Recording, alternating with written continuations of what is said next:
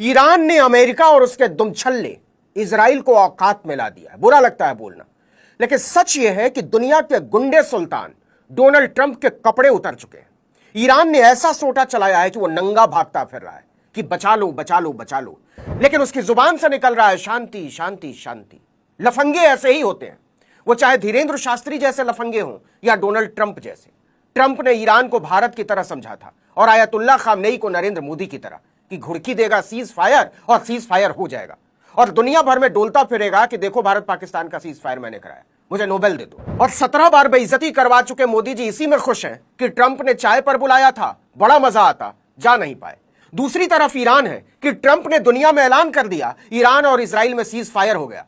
पहले ईरान झुकने का सबूत देगा और तब इजराइल गोले दागना बंद करेगा। 3:30 बजे रात को झूमता हुआ ट्रंप इतना लिखकर सोने चला गया, उसे लगा था कि सुबह खामनेई का थैंक यू का मैसेज आएगा, लेकिन वो जगह तो अमेरिका का तिलिस्म धुआं हो चुका था। ईरान ने बोल दिया था ऐसे नहीं, पहले हिसाब बराबर होगा, और यह कैसे होगा इसका फैसला हम करेंगे। ट्रंप के सीज फायर के ऐलान के ठीक 2 मिनट बाद ईरान ने इजराइल पर बैलिस्टिक मिसाइलें दागनी शुरू की तो उसकी सारी हीरोगिरी हवा हो गई। उसने एक के बाद एक 15 मिसाइलें दागी, इनमें से 6 तो बैलिस्टिक मिसाइलें थी। लेकिन सवाल तो यह है कि ट्रंप ने आनन फानन में सीज फायर का ऐलान किया क्यों या करना क्यों पड़ा? इसकी वजह क्या थी? क्योंकि ईरान ने इस ऐलान के पहले ट्रंप की पतलून उतार डाली थी। ट्रंप के ऐलान से कुछ ही घंटे पहले ईरान ने कतर में अमेरिका के अल उदीद एयर मिलिट्री बेस पर 19 मिसाइलें दागी, वो भी बताकर ईरान ने हमले से पहले ही इसके बारे में अलर्ट जारी कर दिया था। इसने गुंडे अमेरिका और उसके लफंगे डोनाल्ड ट्रंप को गीला और ढीला दोनों कर दिया। रात के तीसरे पहर में उपराष्ट्रपति जेडी वांस ने ट्रंप को जगाया और बोला कि कुछ कीजिए महाराज। विदेश मंत्री मार्को रूबियो और विशेष दूत स्टीव विटकॉफ ने हाथ जोड़ दिए कि पगले बस कर, ईरान ने हमारे तबेले को छेद छेद कर डाला है। इजराइल का क्या है, अपना देख लेगा, लेकिन तुमको यहां वाले सवेरे खदेड़ेंगे तो वाशिंगटन की सड़कों पर भागने की जगह नहीं मिलेगी। ट्रंप ने सोचा न समझा और बोल दिया सीज फायर। ईरान ने इसे उसी समय खारिज कर दिया। ट्रंप के ऐलान के बाद इजराइल पर मिसाइलें दागे जाने से अमेरिका हिल गया। ईरान के विदेश मंत्री ने साफ कहा कि अब तक किसी भी समझौते पर उनकी ओर से सहमति नहीं दी गई है, लेकिन अगर इजराइल अपनी तरफ से हमले रोक देता है तो ईरान भी मिसाइलें दागना बंद कर देगा। और वही हुआ। ट्रंप को नेतन्याहू को फटकार लगानी पड़ी कि बहुत हुआ, अब बंद करो नहीं तो सब बर्बाद हो जाएंगे। अल जजीरा की रिपोर्ट के मुताबिक यह ईरान की तरफ से इजराइल पर किया गया 25वां मिसाइल हमला था। इसके बाद ईरान की खुशामद करते हुए ट्रंप ने अपने सोशल मीडिया प्लेटफॉर्म पर एक और पोस्ट शेयर किया। उन्होंने लिखा कि इजराइल और ईरान दोनों ही देश उनके पास शांति का प्रस्ताव लेकर आए थे। मुझे उसी समय समझ आ गया था कि अब शांति का समय आ चुका है। मिडिल ईस्ट ही असली विजेता है। यह ईरान की ताकत की औपचारिक जीत है। ट्रंप 8 दिन पहले तक जिन खामनेई के सांस की सुपारी लेने का ऐलान कर रहे थे, उन्हीं खामनेई के सामने उन्हें पूरी बेइज्जती के साथ घुटने टेकने पड़े।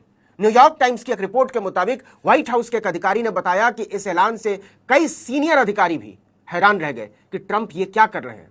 देखिए कि ट्रंप ने कहा पहले 12 घंटे तक ईरान हमले रोकेगा, मतलब इजराइल मिसाइलें दागता रह सकता है, फिर इजराइल हमले रोक देगा और 24 घंटे के बाद युद्ध विराम हो जाएगा। ईरान के विदेश मंत्री अब्बास अरागची ने कहा नामंजूर। उन्होंने सोशल मीडिया पर लिखा इजराइल को सजा देने के लिए ईरान का मिलिट्री ऑपरेशन आखिरी मिनट तक यानी सुबह के 4 बजे तक चलता रहा। हमारे बहादुर सैनिकों ने दुश्मन के हर हमले का जवाब दिया। वो देश की रक्षा के लिए अपने खून की आखिरी बूंद तक बहाने को तैयार रहते हैं। अगर इजराइल सुबह 4 बजे तक अपने हमले बंद कर देता है तो ईरान भी हमले रोक देगा। यानी ईरान ने शांति की एक शर्त रखी थी कि अगर इजराइल पीछे हटे तो वो भी रुक सकते हैं। ईरान अपनी सैन्य कार्रवाइयों को रोकने का अंतिम फैसला बाद में करेगा। मतलब ईरान ने ट्रंप की हर शर्त को धुएं में उड़ा दिया। अंत में ट्रंप को कहना पड़ा प्लीज रुक जाओ। ईरान ने कहा पहले इजराइल को रोको, फिर इजराइल ने कदम पीछे खींचे और इसके बाद ईरान ने अपनी मिसाइलों के टारगेट्स को अनलॉक किया। 12 दिनों की इस जंग में लंपट डोनाल्ड ट्रंप और उसके गुर्गे बेंजामिन नेतन्याहू की सारी डपोर शंखी के चीथड़े उड़ाकर रख दिए। सीएनएन ने एक राजनयिक के हवाले से खबर दी है कि ट्रंप ने अमेरिकी बेस पर हमले के बाद कतर के सुल्तान शेख तमीम बिन अल धानी के सामने हाथ जोड़ दिए कि ईरान के हमलों को बंद करवाइए। ट्रंप ने कतर के अमीर को बताया कि इजराइल युद्ध विराम के लिए तैयार है, ईरान को मनाने में हमारी मदद कीजिए। अल थानी ने सीधे खामनेई से बात की। खामनेई ने साफ कहा कि इजराइल के हमले रोकने के बाद हम इस पर विचार करेंगे। ये बात अल थानी ने ट्रंप को बताई कि पहले अपने दुमछल्ले को रोकिए, लेकिन ट्रंप की डींगे हाँकने की आदत। ऐलान कर दिया कि सीज फायर हो गया है, पहले ईरान रुकेगा और इसके बाद इजराइल। इतना आना था कि ईरान ने धाएं धाएं इजराइल पर 15 मिसाइलें दाग दी। धुत ट्रंप जब सवेरे होश में आया तो समझ में आ गया था कि ईरान को ऐसे नहीं हाँका जा सकता।